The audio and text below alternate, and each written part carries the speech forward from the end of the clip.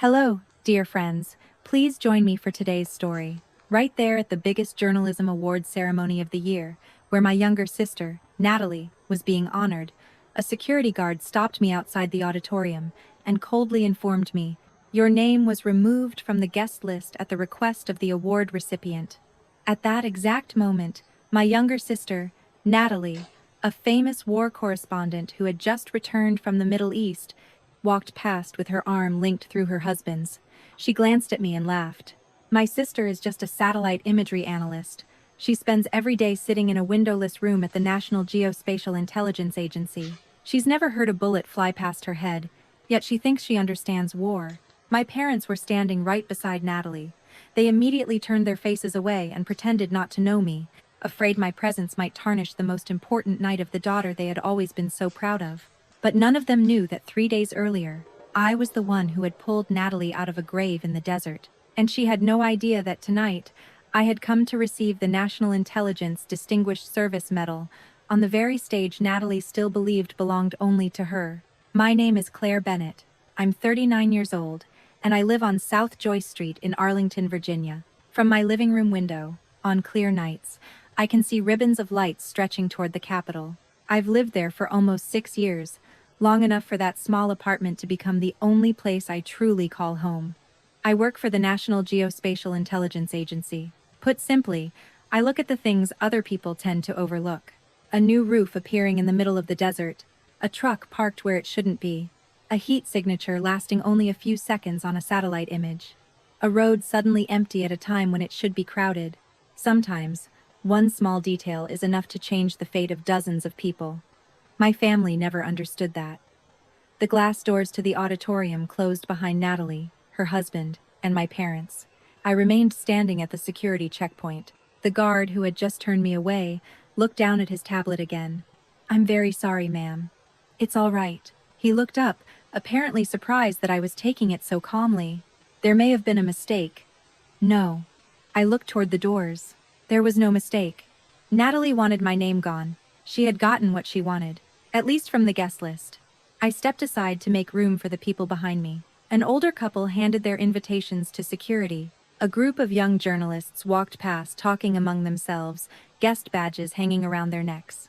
No one paid any attention to me. That didn't bother me. I was used to standing in places where no one noticed me. About 2 minutes later, a black sedan pulled up beside the entrance reserved for special guests.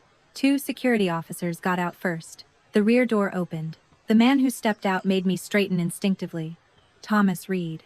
He was one of the highest-ranking officials at the National Geospatial Intelligence Agency, a man who had spent more than 30 years in the intelligence community. His hair was almost completely white. He wore a simple charcoal suit, with nothing about his appearance suggesting the level of authority he actually held. He saw me. His steps stopped. "Claire?"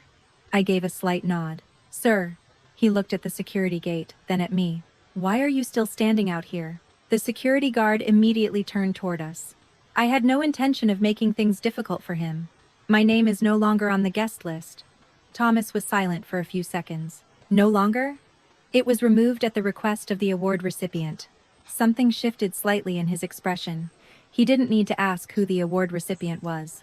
Thomas knew Natalie. Almost the entire country knew Natalie. He walked over to the security desk. "Is there a problem?" The guard immediately stood straighter. "Sir, Miss Bennett's name does not appear on the final guest list. I was simply following procedure." "You did the right thing." I looked at Thomas.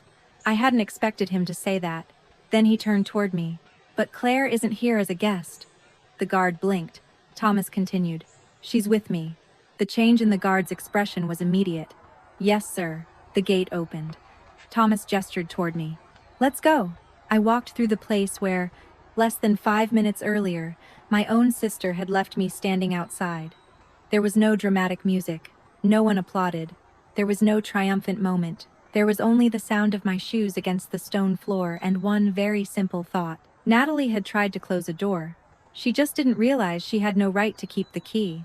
Thomas led me through the main hallway. Large photographs lined both sides, showing journalists who had reported from war zones, disaster areas, and crises around the world.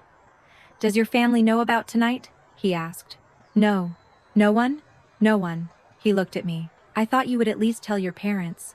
I stopped explaining my work to them a long time ago. Thomas didn't ask anything else. Maybe he understood. We entered the auditorium through the entrance reserved for honored guests. Instead of leading me toward the seats in the back, he walked straight toward the front. I began recognizing a few familiar faces: federal officials, senior editors, reporters I had seen on television. Thomas stopped at the first row. On a chair near the center of the stage was a small nameplate: Claire Bennett. My name. I stared at it longer than I needed to. It's strange how a name can bring back an entire childhood.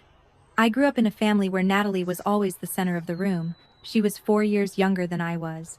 But even as a child, she knew how to make people listen. Natalie would never simply say that she had fallen off her bicycle. She would describe how steep the hill was, how the wheel slipped, how badly her knee bled, and how the neighbor came running outside. By the end of the story, everyone would either be laughing or worrying right along with her. My father loved that. That girl was born to stand in front of a crowd, he used to say. My mother believed it too. Natalie joined the debate team at school, then the school newspaper. After that came the high school radio program. By the time she was 16, she was already telling everyone that one day she would become a war correspondent. My father told his friends about it as if Natalie had already won a Pulitzer Prize while she was still in high school. I was the complete opposite. I didn't talk much. I didn't like standing in front of crowds. I could sit in front of a map for hours without getting bored. When I was 13, I spent an entire summer marking old railroad lines across a map of the United States. My father saw me sitting at the table. "What are you doing now?" "I'm trying to figure out why these cities developed exactly where they did." He stared at me for a few seconds. "Claire, you should go outside and play a little." Natalie laughed from behind him. "She likes maps more than people." Everyone laughed. I laughed too. At first, I thought it was just a joke. Later, I realized that sometimes a family repeats the same story about you for so long that eventually they begin to believe that story is everything you are. Natalie was bold. Claire was shy. Natalie was interesting. Claire was boring. Natalie wanted to see the world. Claire only wanted to look at maps. No one ever asked me why I loved those maps. No one knew that, to me, they weren't just colored lines on paper. They were questions. Why did this road curve around that mountain? Why did the neighborhood end here? Why was a bridge built in that exact spot instead of somewhere else? I loved finding the answers. And that ability eventually led me to the work I do today. I still remember the day I received my job offer. I was 24. I brought the letter home on a Sunday evening. My father was watching the game.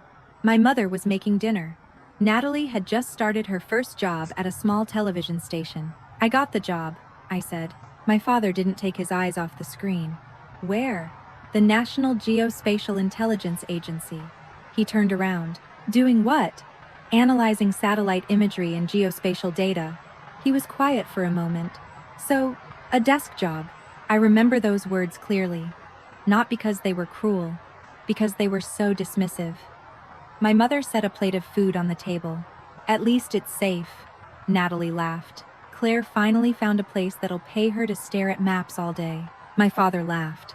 My mother did too. I stood there with the job offer in my hand. Then I folded it. "Right," I said. "I guess so." After that, it became one of Natalie's favorite jokes. Whenever she introduced me to friends, co-workers, or other journalists, she usually said, "This is Claire. She works with satellite images." If anyone seemed curious, Natalie would add, "Don't let the name of the agency scare you. She mostly sits in front of a computer." Once, at a birthday party, one of Natalie's colleagues asked me, "Have you ever actually worked on a real operation?" Before I could answer, Natalie jumped in. "Claire? She fights wars with a computer mouse." The whole table laughed. I just took a sip of water. I couldn't tell them what I really did. I couldn't talk about the long nights in the analysis room. I couldn't tell them about the convoys I had tracked from thousands of miles away. I couldn't tell them about the people who were still alive, because someone had noticed one unusual detail soon enough. My silence was a requirement of the job, but Natalie always interpreted it differently. She thought I was quiet, because I had nothing worth talking about. I sat down in the chair with my name on it. Thomas stood beside me for a few seconds, then looked toward the rows behind us. I didn't need to turn around to know where my family was sitting. "Claire," he said quietly, I looked at him. Some people only believe what they can see. I rested my hand on the program for the evening. Yes. Then I looked toward the stage. Then let them see. 3 days before the ceremony, I had also been sitting in front of a screen. The difference was that there had been no stage lights, no music, no expensive suits, and no glasses of wine sitting on tables. There was only the cold blue glow of a row of monitors filling a windowless room, the steady hum of the air conditioning overhead, and a cup of coffee that had gone cold without me noticing. It was almost 2 in the morning. I was in the middle of the final watch of an operation whose details were still largely classified. On the main screen was a stretch of desert in the Middle East. Roads appeared as thin, gray lines winding across dark terrain. A 4-vehicle convoy was moving south. I knew that convoy. I also knew who was sitting in the second vehicle. Natalie. I had known for days that my sister was operating in that area, not because she had called me. Natalie had never asked much about my work, and she rarely told me details about her assignments. I knew because her name appeared on the list of journalists under protection along that route. I never told anyone in the family. I simply did my job. A younger analyst sitting 2 desks away suddenly spoke. Claire, have you looked at the area east of this route? I leaned toward the secondary monitor. Zoom in. The thermal image enlarged. At first, there was nothing unusual. A cluster of abandoned buildings, 2 stationary vehicles, a stretch of open ground. Then I saw it. 3 heat signatures, almost evenly spaced, to the north. 2 more appeared to the south. Another vehicle sat deep in the shadow of a ruined structure. I looked at the clock, then at the convoy's direction of travel. Take us back 30 minutes. The data changed. At that point, the heat signatures had been scattered. I advanced the images frame by frame. They were moving, not quickly, not randomly. They were closing in. I stood. Mark every mobile heat source within an 8-kilometer radius. The analyst did it immediately. More symbols appeared on the screen. I studied them for a few seconds. My heart wasn't racing. My hands weren't shaking. But I knew what I was looking at. These weren't local civilians who happened to be moving in the same direction. This was an arc, and Natalie's convoy was driving straight into the center of it. I picked up the secure phone. Get me the press convoy security line. A man answered a few seconds later. Coordination Center. This is Claire Bennett, National Geospatial Intelligence Agency. I'm issuing a priority warning.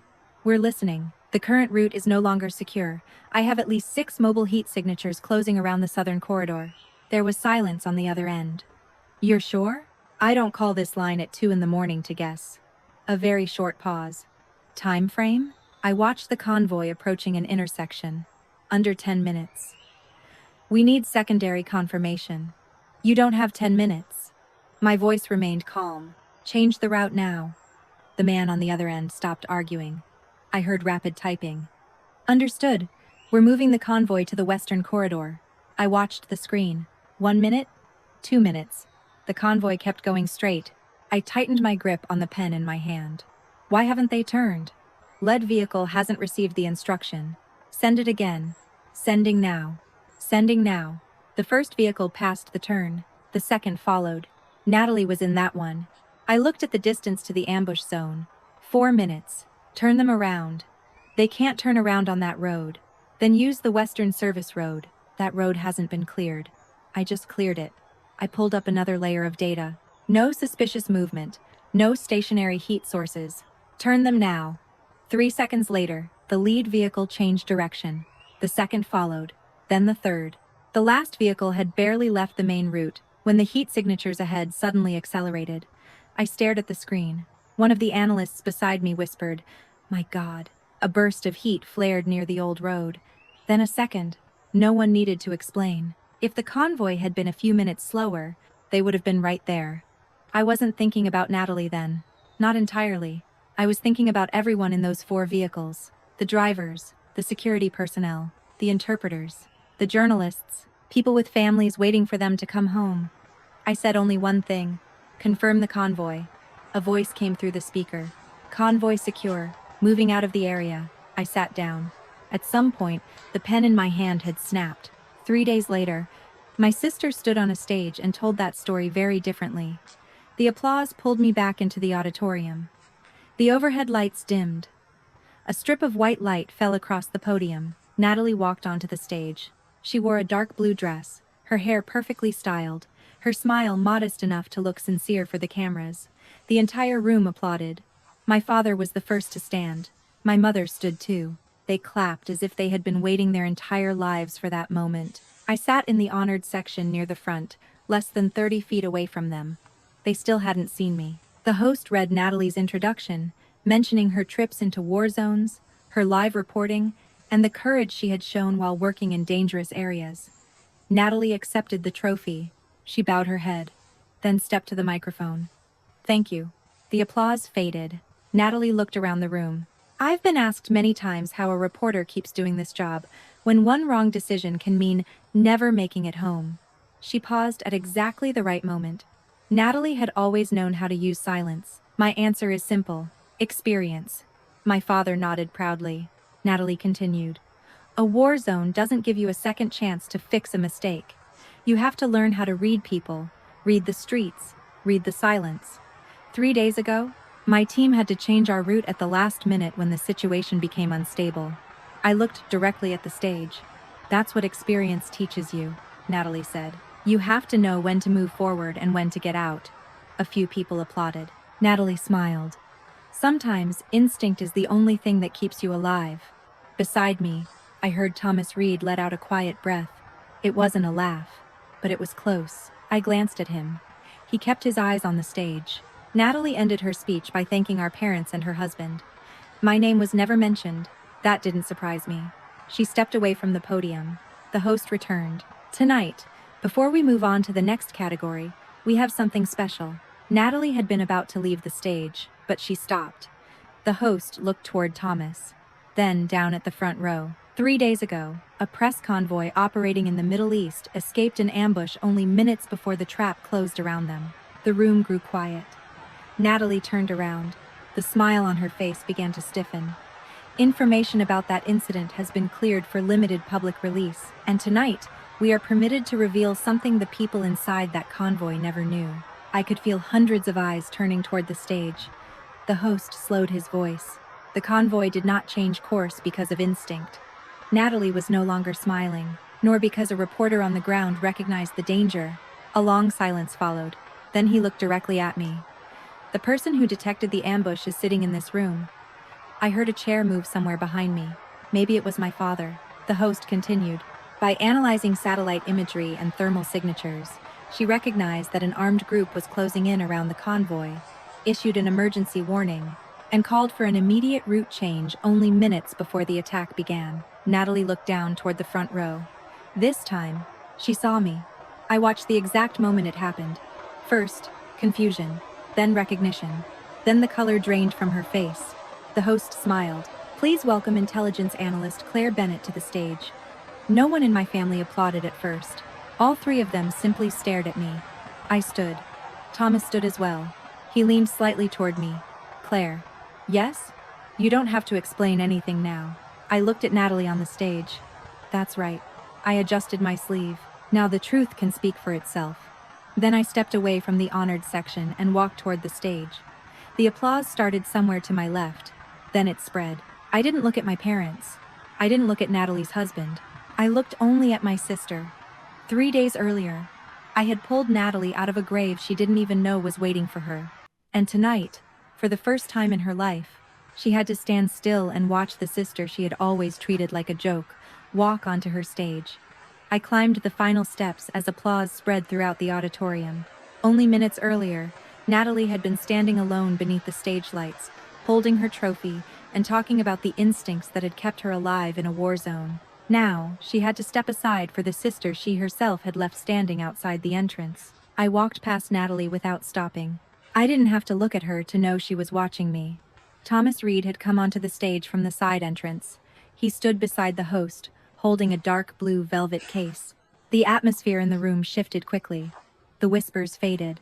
Hundreds of people turned their attention toward us. Thomas was not a man who cared for long performances. He had spent most of his career in a world where success usually meant no one ever knew what had happened. He opened the case. The stage lights reflected off the metal. The National Intelligence Distinguished Service Medal. I had known I would receive it that night. I had read the official notification. I had signed the necessary paperwork. I knew that part of my record had just been cleared for public disclosure, but seeing the medal in front of me still left me silent for a few seconds. Thomas began reading the citation. He did not mention the missions that remained classified. There were no operation names, no coordinates, no countries I had spent months tracking through satellite imagery. Only what he was allowed to say. Nearly 20 years of service in geospatial intelligence, analysis that helped protect American personnel and civilians in high-risk areas. Decisions made in situations where minutes, sometimes seconds, could determine whether a convoy made it home or disappeared on some distant road. Then, Thomas paused. He looked at me. Claire, for years, you haven't been allowed to tell people what you've done. Tonight, for once, we can speak for you. Dear friend, have you ever been looked down on the most by the very people closest to you, the way I was? Leave a comment if you have ever been through something like that. And now, let's continue the story. That was the one sentence that made me swallow hard before I could regain my composure. All through my childhood, other people had always told the story of who I was. Claire didn't talk much. Claire was boring.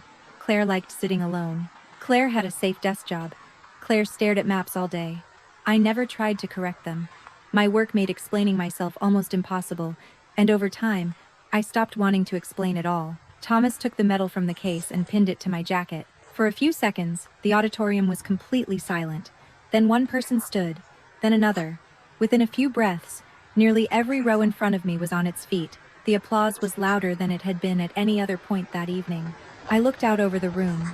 There were journalists who had spent decades in war zones, veteran editors, government officials, people Natalie always spoke about with admiration at family dinners. Every one of them was standing. Then my eyes settled on the row behind them. My father was still sitting. Not because he was trying to defy the entire room. He simply hadn't reacted yet. His eyes were fixed on the medal pinned to my chest. The man who had once dismissed my career as a meaningless desk job suddenly had none of his old confidence left. My mother sat beside him with one hand covering her mouth. I could almost see the memories running through her mind. All the times she told me I should find a more interesting job. All the times she proudly showed people Natalie's latest article but never asked what I was working on. All those dinners when she laughed along whenever Natalie joked about me being the woman who lived in a windowless room. Finally, my father stood. My mother followed. They applauded. Slowly, awkwardly. Like two people who had suddenly realized they had walked into the wrong story and had no idea how to find their way back. Natalie was the last one to stand. She was still holding the trophy in her hand. I looked at my sister. For the first time in my life, I didn't see the familiar confidence on her face. I saw calculation. Natalie had spent her entire career learning how to control a room, control the story, control how people saw her. And I knew she was already trying to figure out how to take that control back. When the microphone was handed to me, I said only a few words. I didn't mention my family. I didn't mention Natalie. I didn't say that I had saved anyone. I simply said that people who do the kind of work I do are rarely known by name, but that has never been what matters. What matters is that the people on the other side of those screens make it home safely. I handed the microphone back. If Natalie expected me to use the stage to humiliate her, she was wrong. I didn't need to. The truth was heavy enough on its own. The ceremony paused briefly before the next category. I had barely stepped away from the stage when Natalie followed me into the hallway behind it. The smile she wore for the cameras was gone. She still held the trophy in one hand, while the other was clenched so tightly that her knuckles had turned white. Natalie tried to minimize the significance of what had just been revealed. The way she told it, I had merely provided routine technical support, the same kind dozens of analysts provided every day. The security team were the ones who had actually made the decision. I had simply noticed a few signals on a screen and passed them along. I let her talk. I had seen that kind of reaction many times in my work. When data begins to tear apart a story someone wants to believe, their first reaction is rarely acceptance. More often, they try to shrink the truth until it fits inside what they want it to be. But then Natalie went further. She insisted that her team had followed every security instruction during the trip. They had stayed on the approved route and had only changed course after receiving my warning. I looked at my sister a little longer. 3 days earlier, I had seen the convoy's actual route. I knew what she had just said wasn't true. What caught my attention wasn't that Natalie had lied. It was how quickly she had done it. I asked only one question. When did I ever say you violated protocol? Natalie went silent, just for a moment. But it was enough. She had just defended herself against an accusation no one had made. The program coordinator appeared at the end of the hallway and announced that the ceremony was about to resume. Natalie turned away first. As she passed me, she tried one last time to hold on to her version of events. The convoy had never left the approved route on its own. I didn't argue. I simply watched her return to the auditorium. In my line of work, arguments rarely matter once the data exists. And the data from that night still existed. By the time I returned to the honored section, the lights in the auditorium were beginning to dim. Natalie sat between her husband and our mother. My father sat at the far end. None of them turned to look at me. The host walked back onto the stage. He announced that the organizers had just received authorization to display part of the material related to the incident 3 days earlier. Sensitive information had been removed, but the route data had been cleared for release. I knew immediately what they were about to show. The large screen behind the stage went dark. Then, a satellite map appeared. I had looked at that map dozens of times, but this was the first time Natalie had ever seen it. A white line ran from the starting point toward the destination. The host explained that it represented the security corridor approved before the press convoy departed. Then a second line appeared. For a short distance, it followed the white route. Then it split away. East. Murmurs began spreading through the auditorium. The second line was the actual route taken by Natalie's convoy. It wasn't off by a few hundred yards. It wasn't a temporary detour because of traffic. The convoy had left the approved security corridor before I detected any sign of an ambush.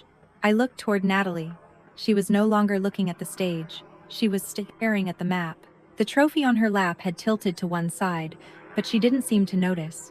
The host said only one sentence. The data shows that the convoy left the approved route before the intelligence warning was issued.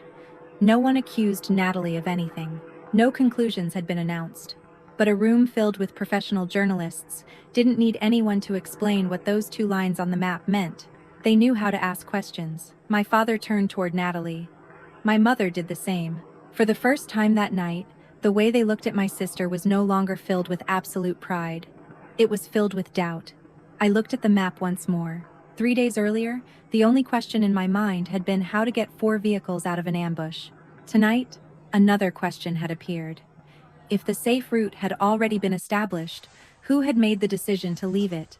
And more importantly, why? That question had barely settled over the room when the screen behind the stage changed again. The satellite map disappeared. In its place was a black screen with a single line of white text in the center. Field communications recording, cleared for partial release. The auditorium went almost completely silent. I looked at Natalie. This time, she wasn't even trying to appear calm. The trophy was still on her lap, but both of her hands had fallen away from it.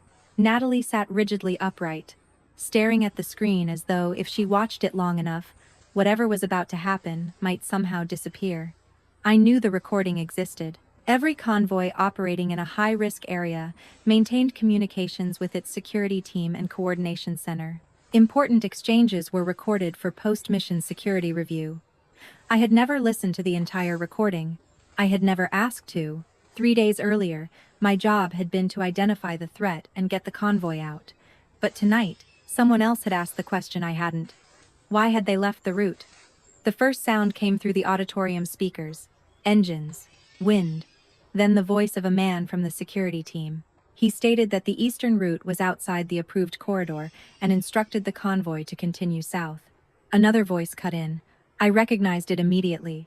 Natalie. I didn't need to look at my parents to know they recognized it too. My sister's voice on that recording sounded nothing like the polished voice she had used on stage minutes earlier. It was faster, harder, impatient. She wanted to reach a village to the east. A local source had reported that families were preparing to flee the area after recent fighting, and Natalie believed that if she arrived before the competing news organizations, she could get exclusive footage. The security officer refused. He repeated that the village was outside the approved route and that they did not have enough information about conditions along that road. Natalie kept pushing. Not once, 3 times. I looked toward the rows behind me. My father was no longer looking at the screen. He was looking at Natalie. The recording continued. The security officer's voice became firmer. We do not change routes without confirmation. Then Natalie's voice came through. "It'll take 15 minutes. If we wait any longer, the London team will beat us there." A murmur moved through the auditorium. It wasn't loud, but in a room full of journalists, it carried more weight than shouting. The host offered no explanation. He didn't need to. Everyone in that room understood what Natalie had done. She hadn't left the approved route because of an emergency. She hadn't done it to save someone. The road hadn't been blocked. Natalie had pressured the team to change routes because she wanted to beat a competing news organization to a story. The recording continued for less than another minute. The security officer issued one final warning that the eastern route had not been fully cleared. Natalie answered with a sentence that left the entire room silent. "You're responsible for security. I'm responsible for the story. Just go." The audio stopped. No music, no commentary, just a black screen. I looked at Natalie. Her face had gone pale. 3 days earlier, my sister had nearly died in an ambush. 10 minutes earlier, she had stood on that stage and told the room that her experience and battlefield instincts had kept her alive. Now everyone had just heard Natalie herself push the convoy off its safe route because she wanted to beat a competitor to a story. And suddenly, I understood why she had reacted so strongly when I had never accused her of anything. Natalie knew there was something that could be found. She just didn't know how much. The program director walked onto the stage. He exchanged a few quick words with 2 members of the organizing committee, then returned to the microphone. His voice was calm, but the atmosphere in the room had completely changed. He announced that because the new information directly related to the circumstances surrounding the report being honored, the committee was suspending confirmation of Natalie's award until a review could be completed. I heard a sharp breath behind me. I didn't need to turn around to know it was my mother. Natalie shot to her feet. The trophy slipped from her lap, struck the edge of the chair, and was caught by her husband. For a few seconds, I thought Natalie might walk onto the stage and argue. She didn't, because she understood that room.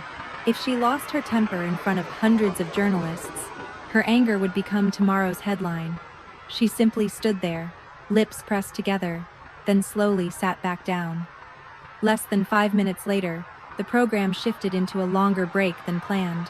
The auditorium immediately fractured into hundreds of conversations. Phones appeared everywhere. Editors bent over their screens, typing messages.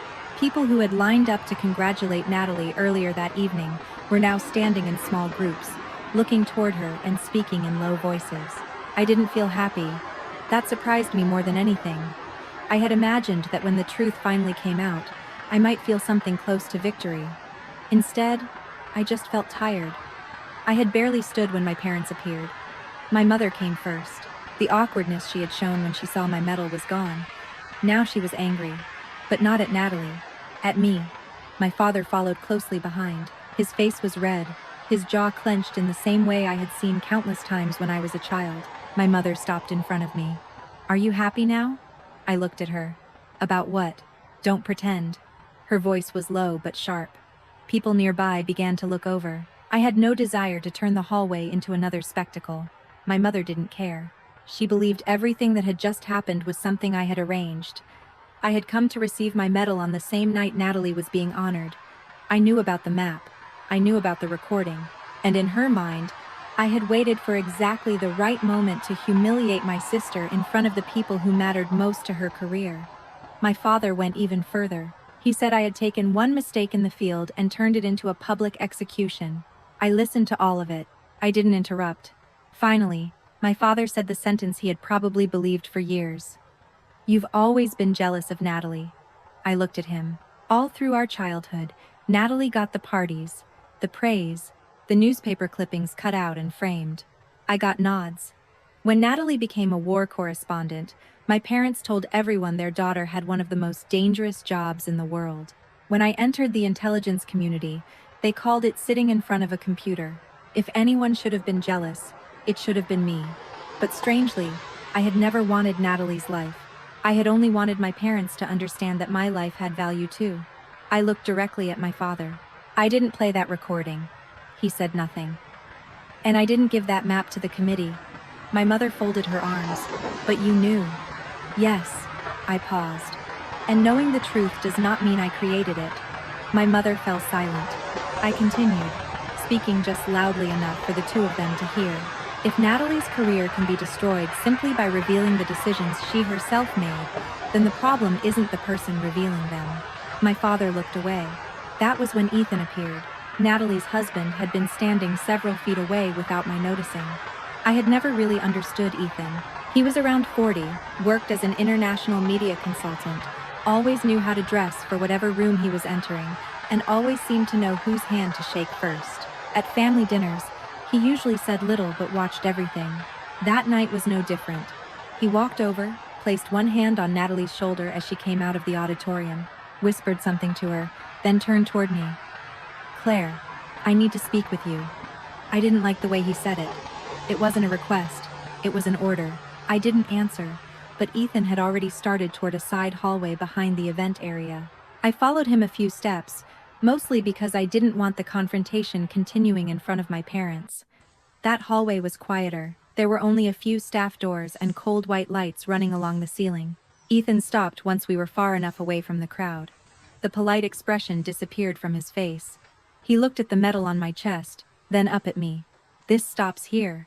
I said nothing. Ethan lowered his voice. He told me Natalie had already lost enough.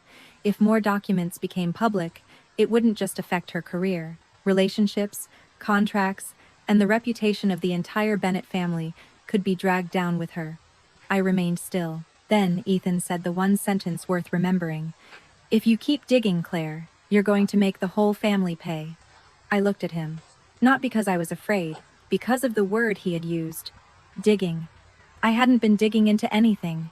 Everything revealed that night had come from an official review. I hadn't questioned Natalie. I hadn't investigated Ethan. I hadn't gone looking for some family secret. So why was he talking as though there were something buried underneath all of this? Before I could answer, the secure phone in my pocket vibrated. Once. Short. I pulled it out. The screen showed a priority notification from internal investigators. Messages like that were rarely sent without a reason. I opened it.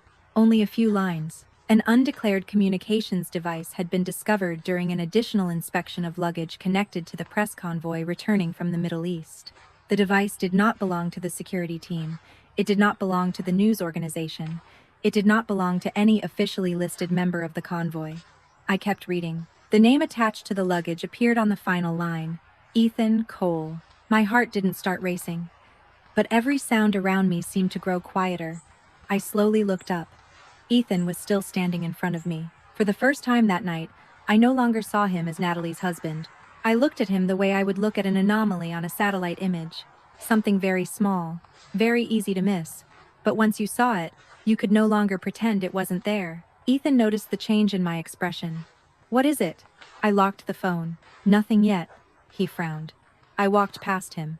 Behind me, Ethan called my name again. I didn't turn around. 3 days earlier, I had detected 6 heat signatures closing in around Natalie's convoy. Tonight, another signal had just appeared. And this time, it wasn't in the desert. It was standing right behind me. I didn't turn back to look at Ethan. From the hallway leading back toward the auditorium, I went straight to a small conference room behind the stage. Thomas Reed was already there, with 2 members of the internal investigation team. The moment the door closed, the noise from the ceremony almost completely disappeared. One of the investigators placed a tablet on the table. No one needed to explain why I had been called in. The communications device found in Ethan's luggage was only the beginning. In my line of work, an unfamiliar device does not automatically prove anything. It could belong to a source. It could be a backup device. There could be a perfectly legitimate explanation no one knew yet. But an undeclared communications device found in the luggage of a man who had just threatened me for digging was not something anyone could ignore. Thomas leaned lightly against the edge of the table. "How much do we have?" The investigator opened the first set of data. "Enough to hold him." I sat down. On the screen was a list of the device's activity over the previous 6 weeks. It had not used a conventional phone number. All communications had gone through an encrypted application, but the device had been configured carelessly. What the user deleted from the screen still left traces behind. Times, connection locations, identifiers for the receiving accounts. I studied each line. One address appeared repeatedly in the area where Natalie had just been working. Thomas pointed to it. "Who is this?" The investigator opened a file. His name was Samir Haddad. a local fixer who specialized in connecting foreign journalists with drivers, interpreters, and sources in hard-to-reach areas. On paper, there was nothing unusual about that. News organizations used people like Samir all the time. The unusual part was the money. 3 weeks before the trip, Ethan had transferred money to Samir through a consulting company in a third country. It wasn't large enough to trigger an automatic financial alert, but it was large enough to raise questions. Then came the messages. I skimmed the first few lines. Ethan wanted something no other reporters had: exclusive access. A village that no Western news organization had reached since fighting broke out nearby. Samir promised he could get them in. In exchange, Ethan provided Natalie's schedule. Up to that point, the whole thing could still have been explained as a questionable professional arrangement, but not necessarily a dangerous one. Then the investigator scrolled farther down. A file appeared. Coordinates. Not general coordinates for the area. The convoy's exact route. The departure point. Departure time. Planned route. Even the estimated time security expected the convoy to pass each intersection. I looked at the time the file had been sent. 11 hours before Natalie departed. The room seemed colder. Thomas said nothing. He understood exactly what I did. A local fixer did not need to know where a convoy would be every minute if his only purpose was to arrange an interview.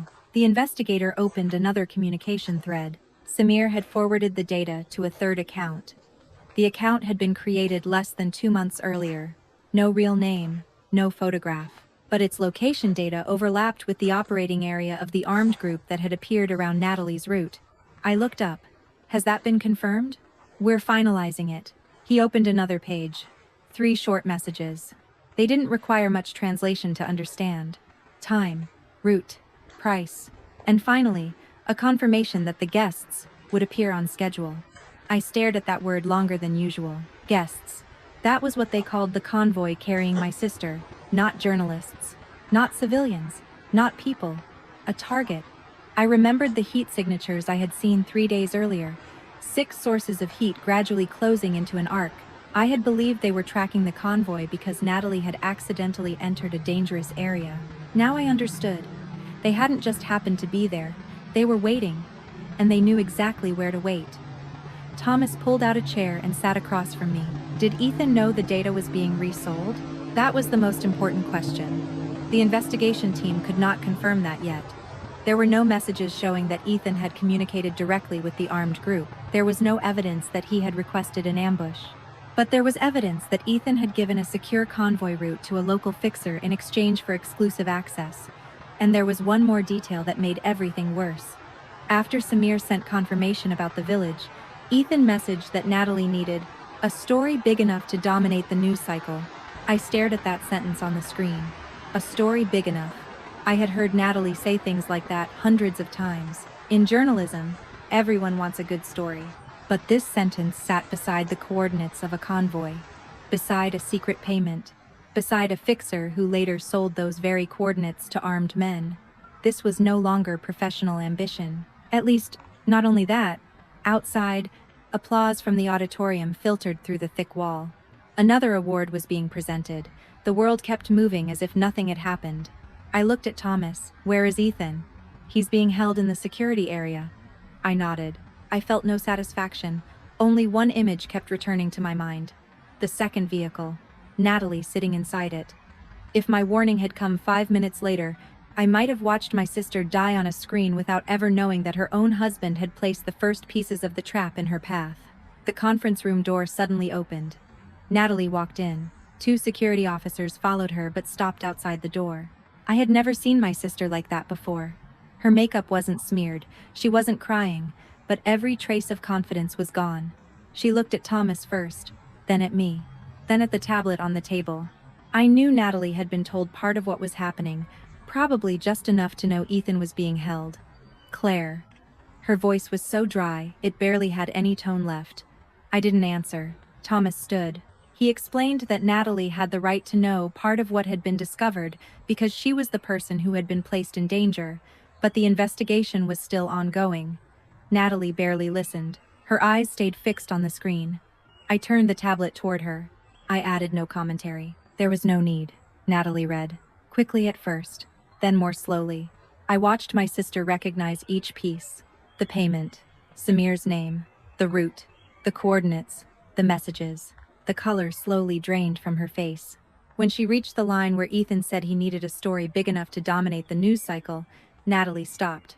The hand resting on the edge of the table began to tremble. I had never seen her shake in front of a camera. I had never seen her shake while talking about gunfire, explosions, or nights spent sleeping in shelters. But now she was shaking. Not because of war, because of the man she had married. Natalie finally understood what I had just understood. Ethan had not merely helped her find a story. He had created the conditions for her to enter a place more dangerous than necessary. He had provided a secure schedule to someone he could not control. He had turned Natalie's recklessness into a product. If she reached the village before all her competitors, they got an exclusive report. If the situation became dangerous, the story became bigger. If they survived, the story became bigger still. Natalie had always believed war had built her reputation. Maybe Ethan had understood how to turn danger into a brand even better than she did. For a long moment, no one spoke. Then Natalie sat down. Did he know they were going to ambush us? Thomas did not answer for the investigator.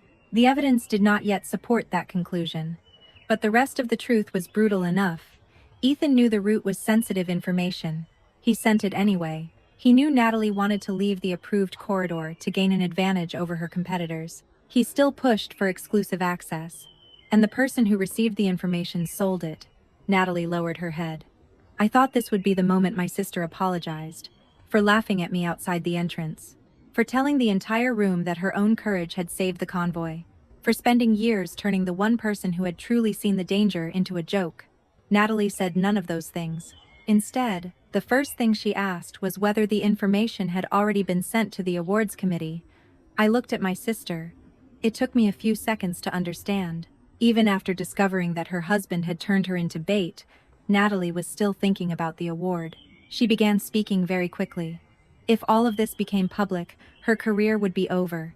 The news organizations would not just ask about Ethan. They would dig through every story she had ever reported. They would question her sources, her trips, every time she had crossed a security line, the trophy, the reputation, the contracts, all of it could disappear. Natalie looked at me. For the first time in my life, there was no arrogance in her eyes, only fear. Claire, please, don't let this get out. That was the one line that truly hurt. Not because she was begging, but because Natalie still did not understand. I had not created the data. I had not sold the coordinates. I had not forced the convoy off its route. I had not put armed men on that road. I was simply the person who saw them before it was too late. Natalie wanted me to do what my entire family had asked me to do for years. Stay silent. But this time, silence would not only protect my sister's pride, it could protect the people who had put the lives of an entire convoy in danger. I looked at Natalie for a long time. Then I spoke softly. 3 days ago, I kept a secret to save your life. I paused. Don't ask me to keep another secret to save your reputation. Natalie lowered her head. And for the first time since the evening began, my sister had nothing left to say. Natalie kept her head down, but I knew her silence did not mean she understood everything. My sister was still looking at the situation in the way she always had. An award could be lost. A career could collapse. A husband might have betrayed her. A secret needed to be contained before the press smelled blood. But what I was about to tell Natalie was bigger than all of that. I pulled out the chair across from her and sat down. Only Thomas Reed, the 2 investigators, Natalie, and I remained in the conference room. Through the thick wall, the music from the ceremony sounded faint and distant. Another category was being presented. Maybe outside that room, people were still raising glasses, shaking hands, and taking pictures as if this were an ordinary awards night. I looked at my sister. Natalie, let me ask you something. She looked up. I did not ask about Ethan. I did not ask about the award. I asked the question she should have asked herself years ago. Didn't you ever think it was strange? Natalie frowned. I continued. All those times you were somewhere, every other reporter only had outdated maps. But you received a more accurate one. All those times you were warned that a bridge was about to close before that information became public. All those times a route was flagged as unsafe only hours before fighting broke out. Natalie stared at me. For the first time, the panic in her eyes gave way to something else. Suspicion. I did not need to speak quickly. The memories were finding their own way back to her. I knew exactly what Natalie was remembering, because I remembered most of those moments too. 6 years earlier, Natalie had been in North Africa working on a series about migrants crossing the desert. An anonymous source had sent her an updated map showing that the northern route had become dangerous because of activity by an armed group. Natalie changed course. 2 days later, another convoy was stopped in that exact area. 4 years earlier, while she was working near an active combat zone, she received a warning that the bridge she planned to cross appeared to be under surveillance. Natalie took another route. The next morning, the bridge was destroyed. 2 years earlier, she received information cleared for public release, showing that a residential area every news organization believed had been abandoned still had hundreds of civilians trapped inside. Natalie got there first. That report took her career to another level. After every incident like that, she mentioned one source, one name, not a real name, an alias, Atlas. I saw the exact moment Natalie remembered. Her eyes widened, her lips parted slightly. No, I did not answer right away. She shook her head. That's impossible. Thomas Reed remained behind me, completely silent. Natalie looked from him to me. I did not want to turn this moment into revenge. There was no need. The truth was already heavy enough. Atlas never gave you classified information, I said. Never gave you anything you weren't authorized to use. Only analysis cleared for sharing, open source data, and warnings that could be passed to the press without compromising operations. Natalie began to understand. I looked at her, but Atlas was me. No one made a sound. Even the investigator sitting near the door stopped moving his hand over the file. Natalie simply stared at me. I remembered the first time I sent her information. Natalie was not famous yet. She was working on a story overseas, inexperienced and too confident. I happened to see her area of operation in a security assessment that had been cleared for sharing with news organizations. I could not call her and tell her what I knew. I also did not want Natalie to think I was interfering with her work. So, through an approved channel, I sent a short analysis. No name, no title, just a signature. Atlas. I chose that name because when we were children, Natalie used to tease me for being the girl who loved maps. I thought of it as a private joke, only I understood. After the first message, Natalie used the information. Then she came back. She began asking Atlas more detailed questions. Was a particular road safe? Was an area really abandoned? Was a local source describing the terrain accurately? I did not answer every time. Not everything I knew was something I was allowed to share, but whenever I could, I helped. Not to make Natalie famous, not to make her love me more. I did it because no matter how my family treated me, Natalie was still my sister. And out there, she was walking into places where one small mistake could mean someone never came home. I kept telling myself that as long as she was safe, that was enough. Then, her reports started winning awards. Natalie's name appeared on television more often. Atlas appeared more often too, in the quiet messages of thanks she sent through the intermediary system. Once, she wrote that she did not know who Atlas was, but if she ever met that person, she would buy them a very expensive bottle of wine to thank them for helping her survive places where courage alone was not enough. I read that message at almost 3 a.m. The next morning, I went to my parents' house for Thanksgiving. Natalie told the entire table about her trip. When someone asked what I had been doing lately, she laughed. Claire still stares at satellite image all day. Everyone laughed. I smiled too. And I said nothing. Now, Natalie sat across from me, her face pale. All those times. I nodded. Not all of them, but enough. I did not need to list them. She knew. The maps, the warnings, the access points other reporters did not have. The times Natalie believed she had simply been a little luckier than everyone else. Part of my sister's brilliant career had been built on information provided by the very sister she had always dismissed as someone sitting in a dark room staring at screens. I thought Natalie would be angry. She wasn't. She only lowered her head. For the first time since I had known her, Natalie looked small. Not because anyone had humiliated her, but because, for the first time, she could see the distance between the story she had told about herself and the truth behind it. The door opened. A senior member of the organizing committee entered with the awards program's attorney. The discussion lasted only a few minutes. They did not use dramatic language.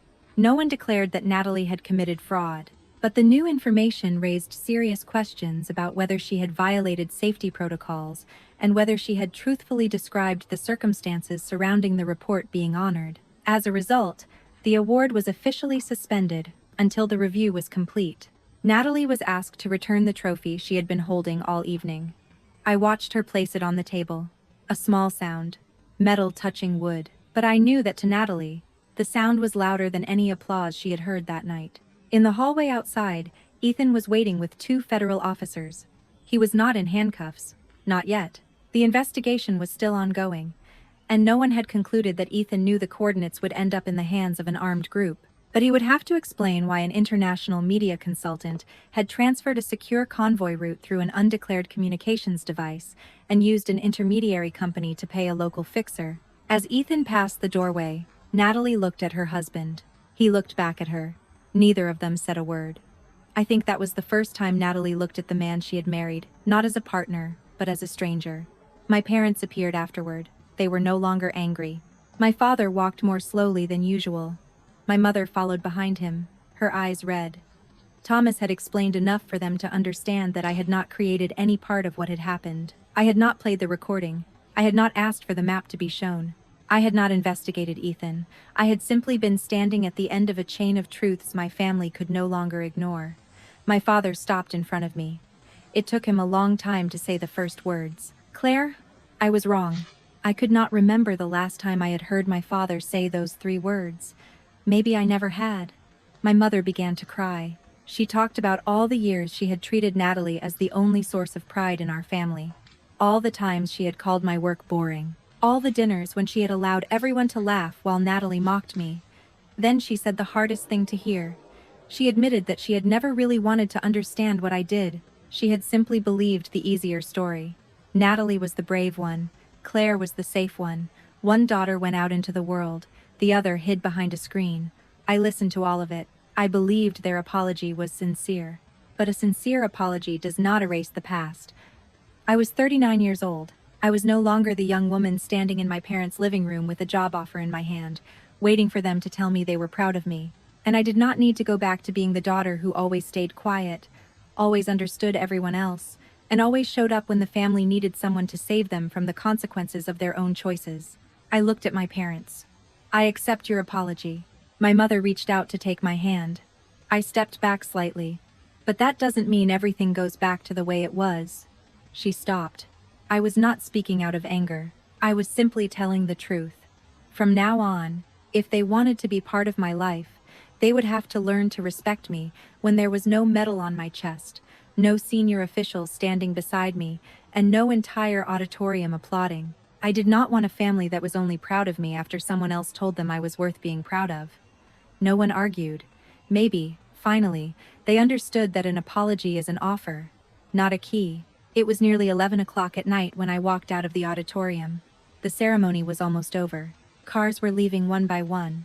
Staff members were clearing away name cards and half-empty wine glasses. I stopped in front of the glass doors. Through the glass behind me, I could see Natalie. She was still standing near the stage. No trophy, no reporters surrounding her, no parents standing proudly at either side the way they had at the beginning of the evening, just Natalie and the stage lights slowly fading around her. I did not feel happy looking at her. I did not feel sorry for her either. Some consequences do not need to be inflicted by anyone. They only need the truth to appear. I stepped outside. The night air was colder than when I arrived. The metal on my chest felt slightly heavy as I walked down the steps. The evening had begun with my name being removed from a guest list. It ended with the entire room knowing my name. But that was not the most important thing. It had taken me years to understand that my worth had never been on that list. It was not in the applause. It was not in the medal. And it certainly was not in whether my parents were finally proud of me. I could forgive them. Maybe one day, I could forgive Natalie too. But forgiveness does not mean reopening every door I had been forced to close in order to survive. I looked out at the city ahead and walked toward the waiting car. For the first time in many years, I did not feel as though I was walking away from my family. I only felt as though I was returning to my own life. After everything that happened, I understood that a person's worth is not measured by applause, titles, or the approval of family. Some people quietly do the right thing for years without anyone ever knowing, but that does not make their sacrifices any less meaningful. I also learned that loving someone does not mean staying silent forever in the face of disrespect, injustice, or the bad choices made by people close to us. I can forgive my parents. Maybe one day, I can forgive Natalie too. But forgiveness does not mean erasing every boundary. Each of us has to take responsibility for the choices we make. And sometimes, the kindest thing we can do is not hide the truth to protect someone we love, but allow them to face that truth and grow from the consequences of their own actions. Thank you for listening to my story. Let me know how you feel about what happened. Goodbye, and I'll see you again next time.